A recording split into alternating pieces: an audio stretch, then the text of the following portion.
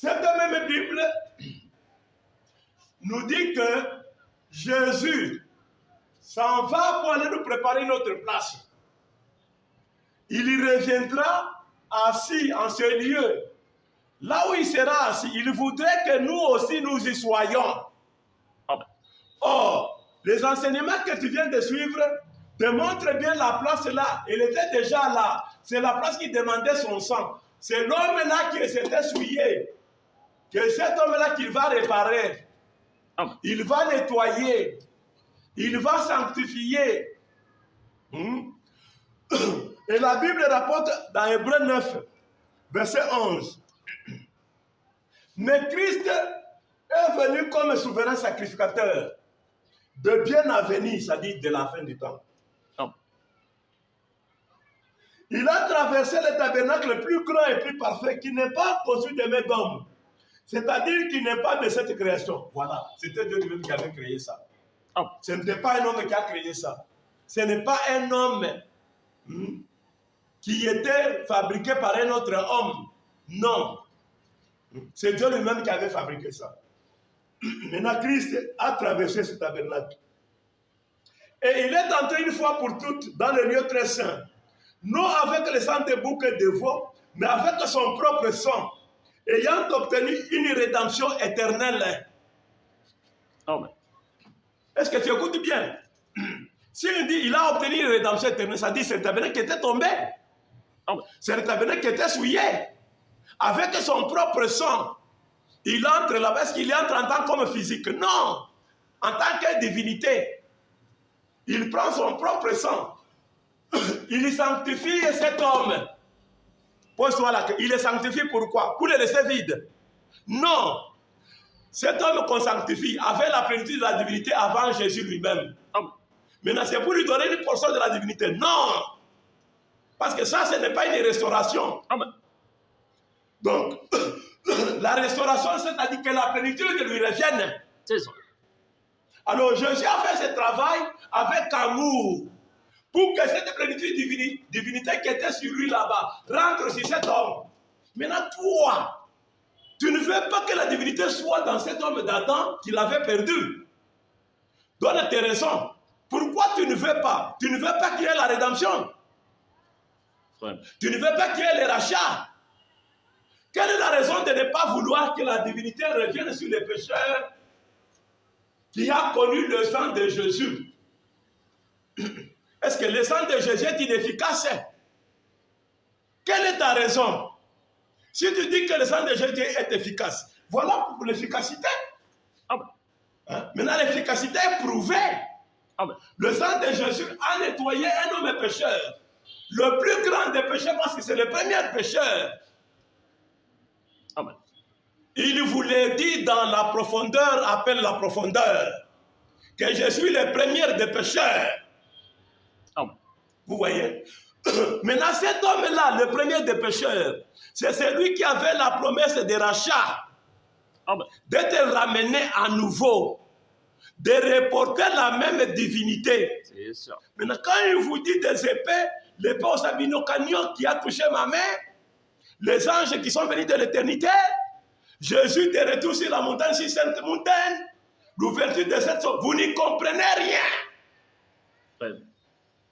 Oh, ce qu'il vous dit là, ça montre que l'homme est adopté. On lui a remis sa divinité. Il a l'épée du roi. C'est lui le roi. Toi, tu adores quel roi? Le roi, regardez, il était ici, il avait perdu. Grâce à l'amour de Jésus, grâce à son sacrifice, il a pourvu au sang pour que cet homme soit de retour. Afin que la même divinité lui revienne. Amen. Alors, cette divinité lui revient. C'est ce que tu vois dans cette génération, l'homme de Branham, c'est ce qu'il est. Il est un pécheur racheté, à qui toute la plénitude de la divinité est rentrée. C'est pourquoi il a créé les écureuils. Il a donné les signes messianiques. Les œuvres que Jésus avait faites, il les a faites aussi. Son jour de gloire commence aussi là. Mais il ne doit pas se glorifier lui. Amen. Comme quand le Fils était venu, il ne s'était pas glorifié, il avait glorifié le Père. Maintenant, quand le Saint-Esprit vient aussi, il ne va pas se glorifier, il va glorifier les filles. Amen. Demain futur. Paragraphe 268 jusqu'à 270. Vous ne pouvez pas reconnaître celle de quelqu'un d'autre, la position. Et si Moïse était venu avec le message de Noé, ça n'aurait pas marché. Et si Jésus était venu avec le message de Moïse, ça n'aurait pas marché. Vous voyez, c'était un autre âge. C'était une autre prophétie. Une autre partie de la parole devait s'accomplir là. Il était un autre jour de la semaine. On ne peut pas faire le travail de mardi le mercredi. Et le mercredi doit être fait le mercredi. Vous voyez? Le samedi doit être le travail de samedi. Vous voyez? Et eux, ils reconnaissaient. Oh Moïse, nous avons Moïse. Il a dit, si vous aviez connu Moïse, vous me connaîtriez. Car c'est lui qui a parlé de moi. Oh. L'Éternel, votre Dieu, vous suscitera un prophète comme moi. Vous saisissez l'idée? Est-ce que vous saisissez l'idée? Oh. Oh là là, voyez. Et puis Jésus a dit dans Jean 14, quand lui le Saint-Esprit sera venu, il vous rappellera ces choses. Vous voyez, vous montrera dans quel jour vous vivez. Encore autre chose par laquelle vous le reconnaîtrez, c'est qu'il vous montrera les choses à venir. Amen. Vous voyez. De nouveau, le côté prophétique, tout à fait, quand il sera venu. Vous voyez? Amen. Maintenant, aujourd'hui, le Dieu qui vient aujourd'hui, il glorifie celui-là. Comme celui-là avait glorifié celui-ci. Maintenant, vous, en glorifiant celui-là, vous dites, ah, celui-là qui existe. Alors que ce que vous voyez de vos yeux, la divinité a déjà quitté celui-ci. Amen.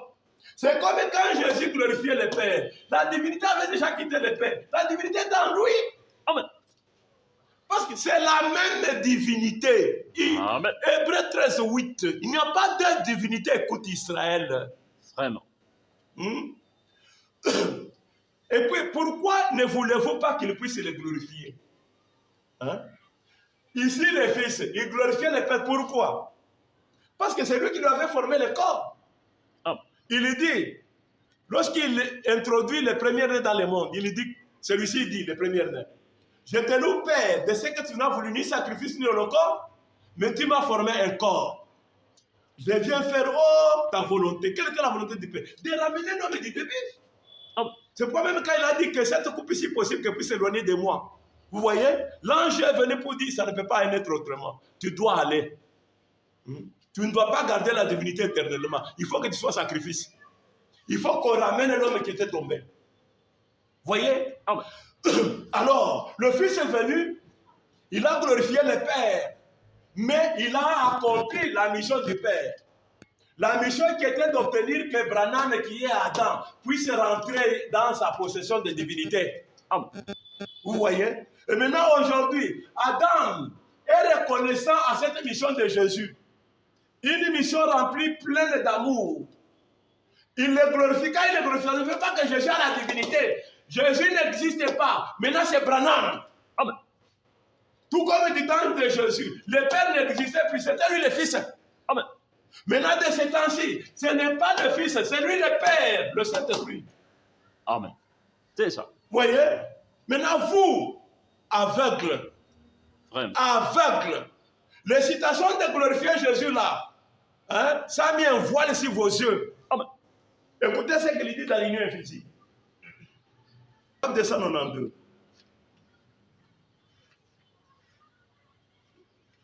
De l'Union invisible. Voilà, 292. Le Seigneur Dieu Elohim, qui se tenait là dans une chair humaine, montrant qu'il oindrait tellement son Église dans les derniers jours. Ce serait Dieu qui agirait de nouveau dans une chair humaine. Ce qui arriva du temps de Sodome arrivera de même à la venue du Fils de l'homme. Le même genre de choses. Il le voit en plein là, dans les Écritures. Vous le voyez là-bas. 287 paragraphes. Oh, ce n'est pas étonnant. Ce n'est pas étonnant que la condamnation de Dieu atteigne sa pleine mesure. Dieu a présenté cela en plein devant vos yeux.